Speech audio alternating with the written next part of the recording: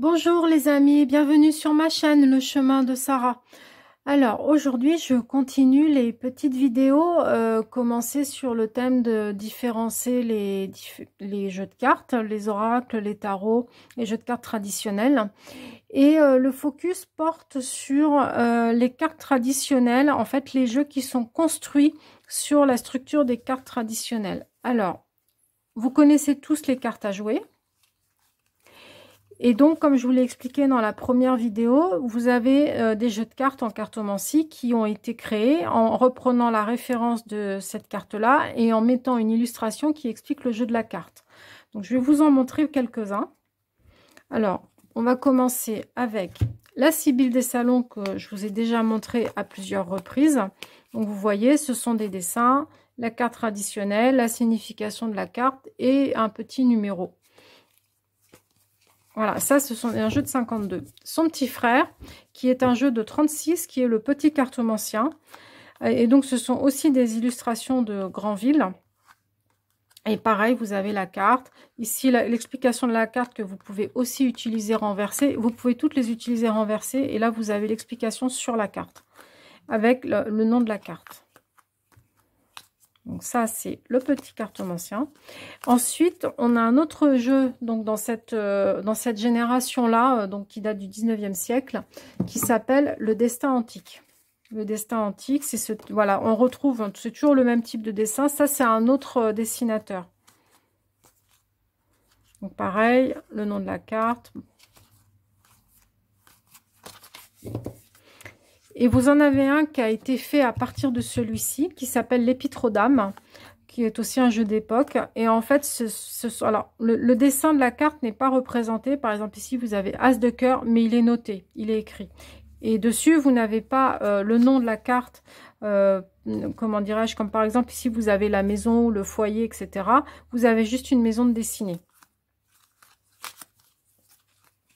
Mais l'Épître aux Dames et le jeu du destin, le livre du destin, pardon, c'est le même jeu. C'est exactement les mêmes significations de cartes.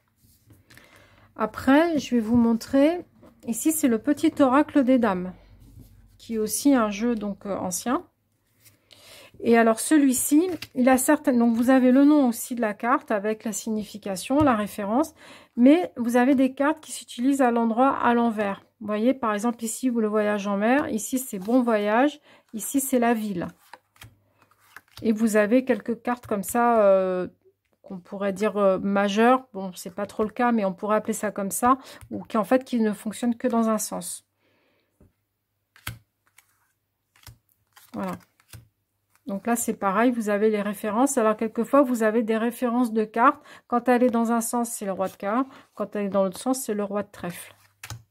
Voilà. Bon. Ça, c'est le petit oracle des dames. Il reprend les planètes, il reprend un peu de mythologie. Enfin, voilà, les scènes du quotidien.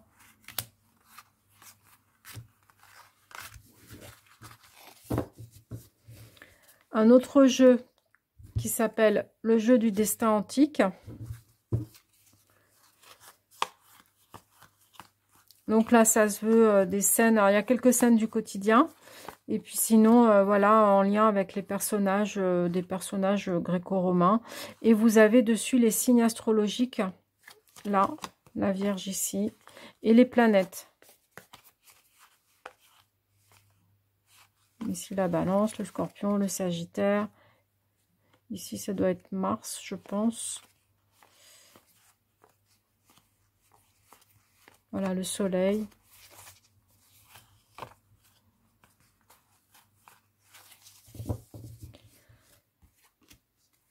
Après, il y a le jeu Le Normand, ce qu'on appelle le grand tarot Le Normand, le grand jeu Le Normand, pardon.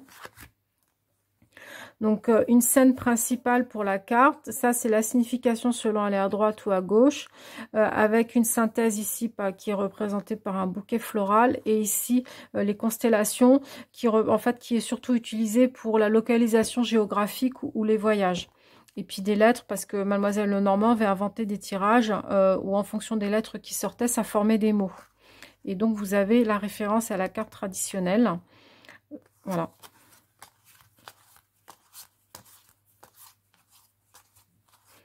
Donc là, elle a utilisé les scènes du quotidien, elle a utilisé la mythologie.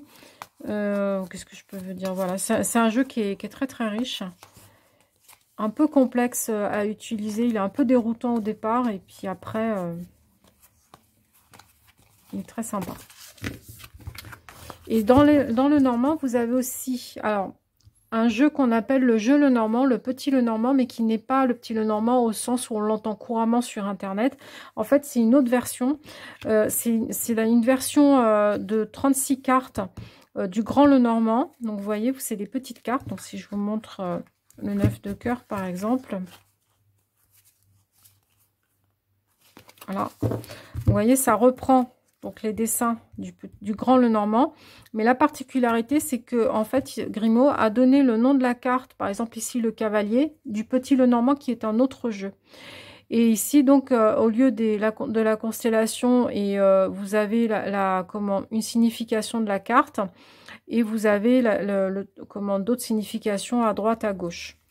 Voilà, ça c'est une version réduite du grand Lenormand, donc 36 cartes au lieu de 52, puisque le grand Lenormand fait 52 cartes. Et pour vous montrer, donc ça, c'est en fait ce qu'on appelle le jeu Lenormand de Grimaud. Mais il y a un autre petit Lenormand, donc le petit Lenormand qu'on connaît tous maintenant, qui est lui issu d'un jeu allemand, d'un jeu de société allemand. Le voici. Donc là, c'est pareil. Vous avez l'illustration de la carte avec la référence à la carte traditionnelle. Il faut savoir que la référence, en fait, ces cartes traditionnelles, ce ne sont pas les mêmes significations que dans la cartomancie française. En fait, selon les pays, on n'a pas toujours les mêmes significations des cœurs, des carreaux, des piques. Par exemple, dans le jeu allemand, donc celui-ci, enfin le petit Lenormand, donc qui est d'origine allemande, je le rappelle, en fait, les piques vont plutôt être positifs et les trèfles plutôt négatifs. Alors, pas toutes, hein, évidemment, mais voilà, à majorité, on va dire. Alors qu'en fait, dans la cartomancie française et italienne, c'est plutôt l'inverse. Voilà. Et donc ça, c'est le petit Lenormand, une version, une reproduction ancienne. C'est un jeu de 36 cartes. Alors après, je vais vous montrer des jeux toujours dans le même esprit, mais qui sont plus modernes. Alors avant, je vais vous montrer, ça c'est en Italie, donc vous voyez, alors je l'ai montré dans une petite vidéo donc sur les jeux italiens qui suit cette vidéo. En fait, donc vous voyez, c'est pareil, vous avez les cartes traditionnelles, une illustration et l'explication de la carte. Voilà. Donc en Italie, ils ont fait plusieurs jeux comme ça. Et alors, dans les choses plus récentes, vous avez un jeu qui s'appelle le Jane Austen Tarot Deck. Et donc ça, c'est sur l'imagerie des romans de Jane Austen.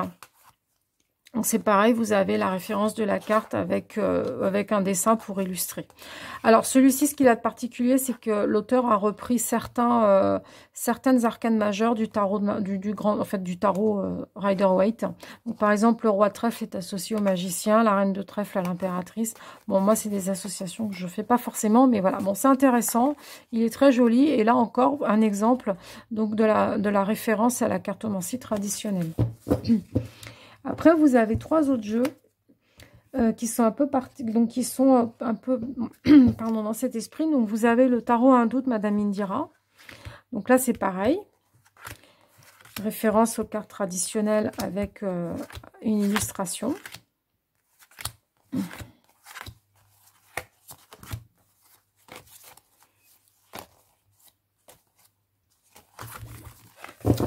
Et 2 jeux donc qui associe la cartomancie traditionnelle à la chiromancie. Donc celui-ci est de Madame Indira, il s'appelle le grand chiromancien.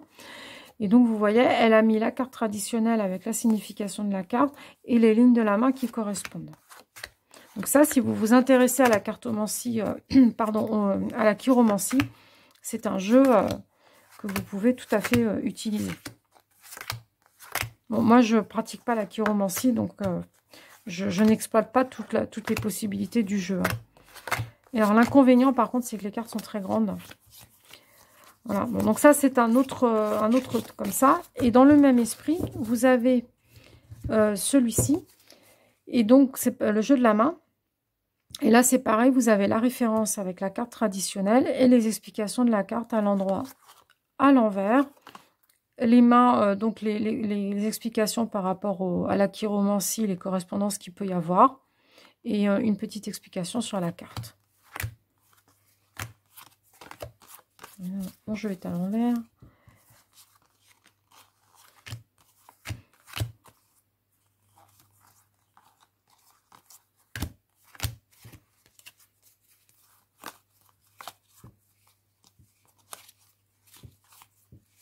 Donc les couleurs correspondent aux planètes, hein, aux familles de planètes. Voilà, rouge Jupiter, bleu Vénus, orange Saturne, etc. Et pour terminer, vous avez des petits jeux comme le petit été là, et il y en a d'autres sur lesquels il y a marqué la signification de la carte. À l'endroit, à l'envers, et lorsqu'il est accompagné de cartes de même valeur. Donc si vous avez 4 as, ça parle de loterie, 3 as, petite réussite, 2 as, du prix. Voilà, donc ça c'est le petit été là. Donc c'est un jeu de 32 cartes, 33 avec la carte du consultant, qui est ici. Voilà, et dans sur le même modèle, vous avez par exemple celui-ci, la voyante. Donc c'est un petit jeu aussi, donc issu de la cartomancie traditionnelle, et vous avez la signification qui est écrite dessus, à l'envers, à l'endroit.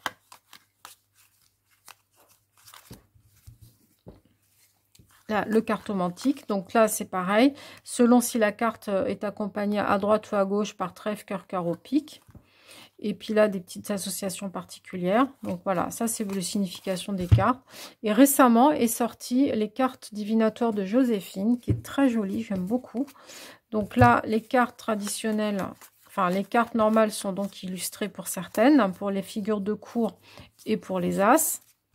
Et il y a dedans un deuxième jeu qui va avec, où là vous avez la signification des cartes et son mode de fonctionnement. Selon combien de cartes de même valeur, la datation et les cartes qui l'entourent.